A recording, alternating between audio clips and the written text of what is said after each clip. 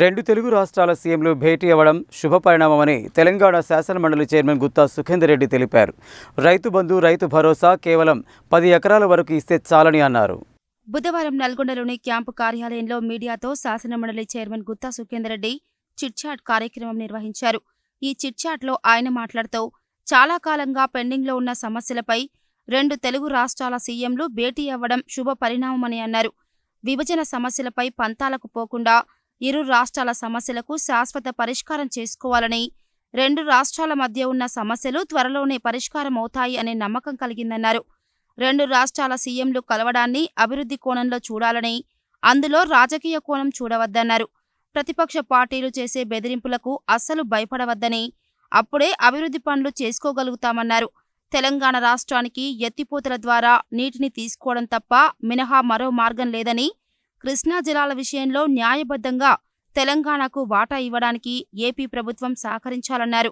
Irrigation ప్రాజెక్టులు అన్నీ త్వరితగతిన పూర్తి చేయడానికి సీఎం రేవంత్ రెడ్డి ఎంతో కృషి చేస్తున్నారని తెలిపారు. వచ్చే 2 ఏళ్లలో ఎస్ఎల్బీసీ పెండింగ్ పనులు పూర్తి చేస్తే జిల్లాలో సాగునీటి సమస్యలు తీరుతాయన్నారు. శాసనమండలి రద్దు అనేది అసంబద్ధమైనదని, అలాంటి పరిస్థితి ఏం లేదన్నారు. 2026లో పునర్విభజన చట్టం అమలయ్యే అవకాశం ఉందని, ఈ చట్టం అమలైతే తెలంగాణలో 34, ఏపీలో 50 సీట్లు పెరిగే అవకాశం ఉందన్నారు. ఆర్థిక పరిస్థితి బాగాలేదని, 7 లక్షల కోట్ల అప్పు ఉందని, రాష్ట్ర ప్రభుత్వం శ్వేతపత్రం విడుదల చేసిందని, అనవసర ఖర్చులు తగ్గించుకోవడం మంచిదన్నారు. రైతు బంధు, రైతు భరోసా కేవలం 10 ఎకరాల వరకు ఇస్తే చాలని, సేద్యం చేసే భూములకు మాత్రమే రైతు బంధు ఇవ్వాలన్నారు.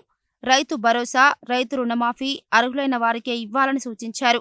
పార్టీ ఫిరాయింపుల విషయంలో గతంలో ఉన్న శాసనమండలి చైర్మన్, స్పీకర్ ఎలాంటి నిర్ణయాలు తీసుకున్నారో మేము కూడా అలాగే తీసుకుంటామన్నారు.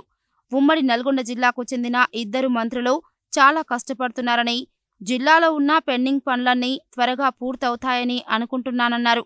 రాష్ట్ర ప్రభుత్వం రైతు భరోసాపై ప్రజాభిప్రాయ సేకరణ చేపట్టడం మంచిదేనని కితాబిచ్చారు.